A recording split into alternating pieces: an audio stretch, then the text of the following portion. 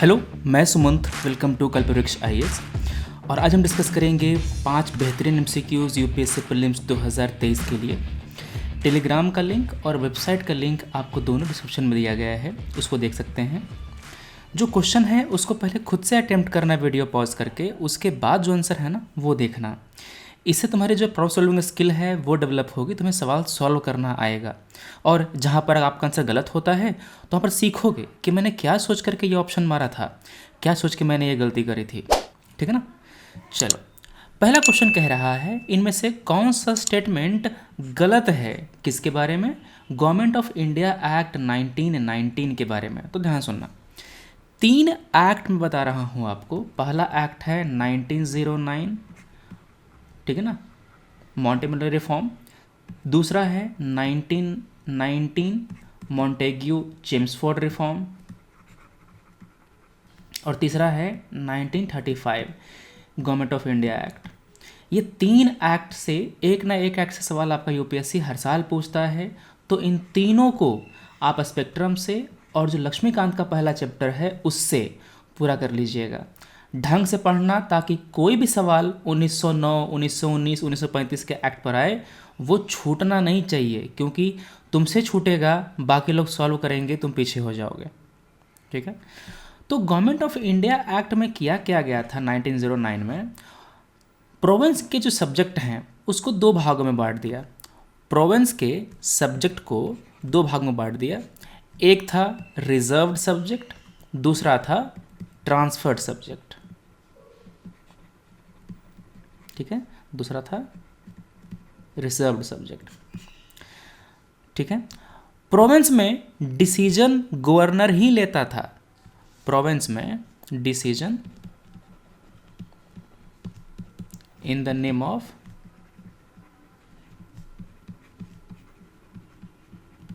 Governor. आज भी यही होता है। आज भी हमारे जो राज्य हैं वहाँ पर एग्जीक्यूटिव एक्शन गवर्नर के नाम पर ही लिए जाते हैं स्टेट में, और सेंटर में प्रेसिडेंट के नाम पे। गवर्नर रूल करता है काउंसिल ऑफ मिनिस्टर के एडवाइस पर, है ना। सिमिलरली अंग्रेज़ों के ज़माने में प्रोविंस में जो रिजर्व्ड सब्जेक्ट थे उस पर गवर्नर रूल करता था अपने ब्यूरोक्रेट के एडवाइस पे।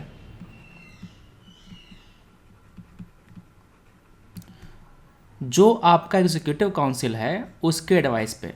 और जो ट्रांसफर्ड सब्जेक्ट हैं इस पर गवर्नर रूल करता था, गवर्नर एक्शन लेता था काउंसिल ऑफ मिनिस्टर के एडवाइस पे। समझ गए? तो यहाँ पर आपको जो ड्यूअल एडमिनिस्ट्रेशन है वो देखने को मिल रहा है, ये ड्यूअल पॉलिटी देखने को मिल रही है। इसी को हम लोग डायरकी कहते हैं, इसी को हम लोग डायरकी कहते हैं। तो yes, 1919 act divided the provincial subject into reserved and transferred. It introduced by cameral legislature. ध्यान सुनना, सेंटर का जो आपका लेजिस्लेचर था, इंडियन लेजिस्लेटिव काउंसिल था, उसमें 2 सदन बना दिए गए, 2 हाउस बना दिए गए, एक अपर हाउस और एक लोअर हाउस। ठीक है। जो प्रोविंस थे, प्रोविंस को अपना खुद का बजट पास करने का पावर दिया गया। प्रोविंस को अपना खुद का बजट पास करने का पावर दिया गया।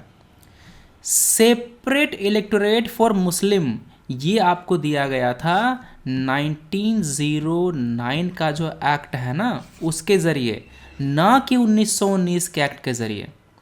तो ए बी सी तीनों सही है, चौथा आपका गलत हो गया। That's why D will be the correct answer. तो एक क्वेश्चन के ज़रिए हमने आपको 1909 भी टेस्ट कर लिया और 1919 भी टेस्ट कर लिया। इसे कहते हैं क्वालिटी क्वेश्चन। ऐसे ही क्वेश्चन आपको सॉल्व करने हैं ताकि आपका जो ब्रॉड नॉलेज है वो चेक हो सके कि हाँ आपने चीज़ें पढ़ी हैं या नहीं। समझ गए? अगर आपका ये आंसर गलत हुआ है तो जा करके पहले 1909 एंड 1919 एक्ट रिवाइज करो। ये लीक्ड क्वेश्चन है, हर साल पूछता है, जाकर तुम क्वेश्चन बैंक देख लो। ठीक है, चलो ये काम कर लो तुम पहले आज। अगला क्वेश्चन है गिद्धा, घूमर और गरबा, इसके बारे में। All 3 dances are primarily performed by women only नहीं, जो आपका गरबा है इसमें मेन एंड वुमेन दोनों डांस करते हैं। गरबा देखे नहीं हो, यूट्यूब पे जाकर सर्च करना गरबा, तुमको वीडियो दिखेगा, मेन एंड वुमेन दोनों डांस करते हैं। तो ऑल थ्री वुमेन ओनली नहीं, ठीक है ना। जो आपका गिद्धा और घूमर है, हाँ उसमें वुमेन प्रोमिनेंटली होती हैं, मगर गरबा में मेन भी होते हैं, तो पहला गलत हो गया। All three are folk dances correct है, क्या आंसर आ गया बी, 2 ओनली।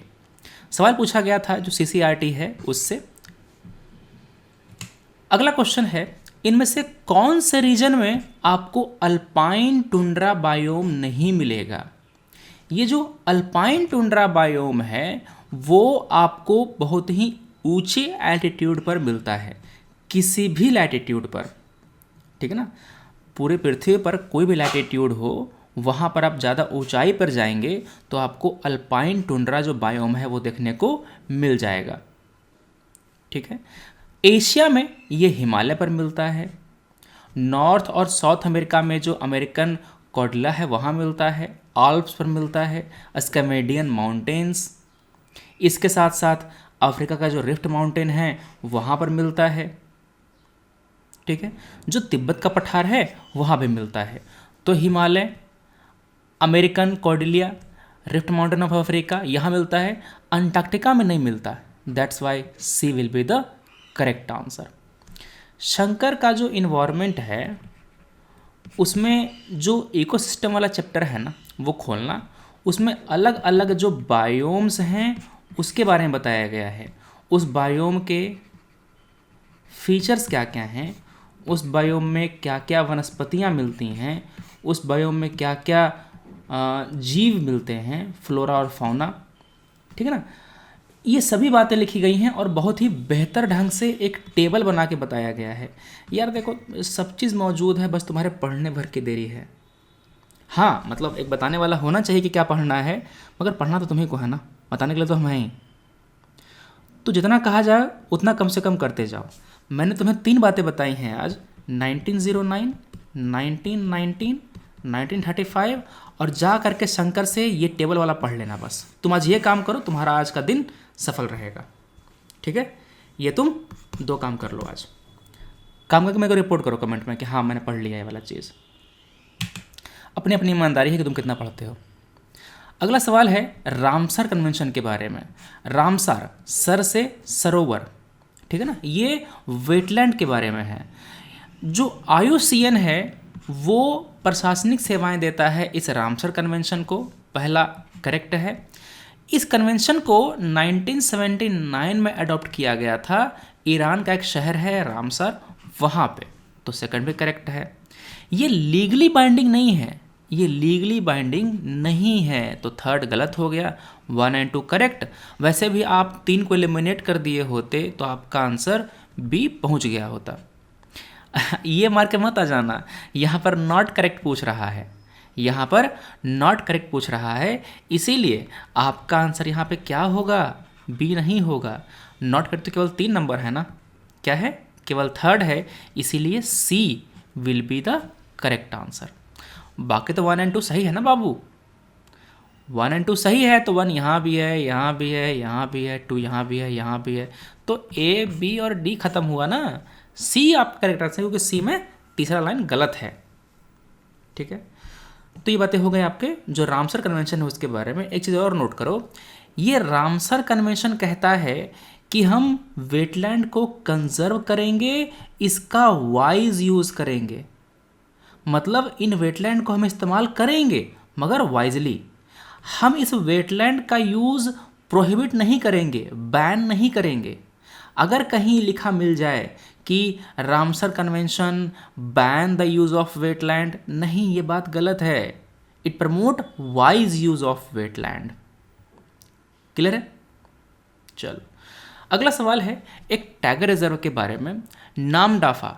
नामदाफा एक नेशनल पार्क भी है, टाइगर रिजर्व भी है, कहाँ पर, अरुणाचल में, तो पहला करेक्ट हो गया। इंद्रावती, मेलघाट नहीं पता मेरे को। मानस, मानस कहाँ पर है, आसाम में है, मानस काजीरंगा सब आसाम में है, तो 1 और 4 मेरा करेक्ट है। तो मैंने यहाँ पर सी को एलिमिनेट कर दिया, सी को एलिमिनेट कर दिया, जो मेलघाट टाइगर रिजर्व है वो महाराष्ट्र में है, वो महाराष्ट्र में है। और जो इंद्रावती है ये छत्तीसगढ़ में है। कहाँ है? तो आपका 2 और 3 दोनों गलत हो गया, 1 और 4 करेक्ट है, B will be the correct answer. तो ये थे हमारे आज के 5 बेहतरीन क्वेश्चन। हम मिलते हैं कल अपने अगले वीडियो में। Thanks for watching, take care, जय हिंद।